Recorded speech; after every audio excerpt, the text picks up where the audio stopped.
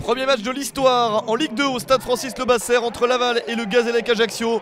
Match crucial pour Laval, 17e et première équipe non relégable. Il faut absolument battre le Gazélec, 20e et déjà sûr de jouer en national la saison prochaine. Avant cette journée, Laval ne compte qu'un point d'avance sur Niort, 18e et premier relégable. Des Lavallois inquiétants sur 5 matchs sans victoire, 2 nuls et 3 défaites. L'occasion à domicile est trop belle face au dernier du championnat de prendre 3 points hyper importants. Le Gazélec, déjà relégué, est la pire équipe du championnat à l'extérieur, mais s'est imposé sur son dernier match loin de ses bases. Une victoire à Clermont pour rien, mais bonne quand même pour le moral.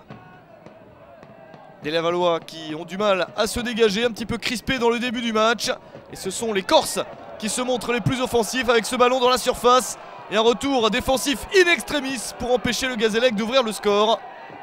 Une équipe de Laval extrêmement crispée.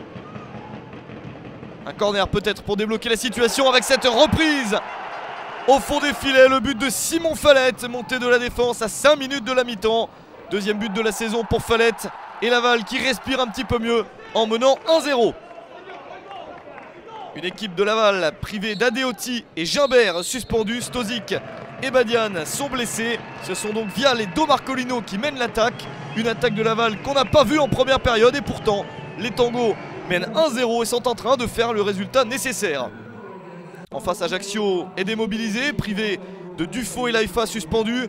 Beaucoup de blessés avec Novilo, Coloredo, Verdier, Rivière et Raïs Mboli, le gardien algérien, mis de côté pour préparer la saison prochaine. C'est Clément Maury, le gardien titulaire, celui de la montée en Ligue 2. Il sera sûrement celui qui va retrouver sa place en national. Ajaccio qui a le mérite, démobilisé mais détendu, de se battre. Et l'égalisation signée Loïc Landre à la 52e minute permet au Gazélec d'égaliser à 1 partout. C'est son 3e but de la saison. Laval est surpris dès le retour du vestiaire. Les Lavallois doivent donc absolument marquer un 2e but, ce qui est chose faite. Mais le but est refusé pour une position de hors-jeu. Toujours un but partout. Le match est beaucoup plus tendu. Les cartons jaunes commencent à pleuvoir de la part de Florent Bata, l'arbitre de la rencontre. Les derniers instants, Laval n'a pas réussi à marquer le 2e but. Et au contraire, c'est le Gazélec Ajaccio qui marque le 2e but. Johan Bocognano à la 94e minute. Un superbe but, son 4e de la saison. Et voilà comment le Gazélec Ajaccio se fait plaisir malgré la relégation certaine.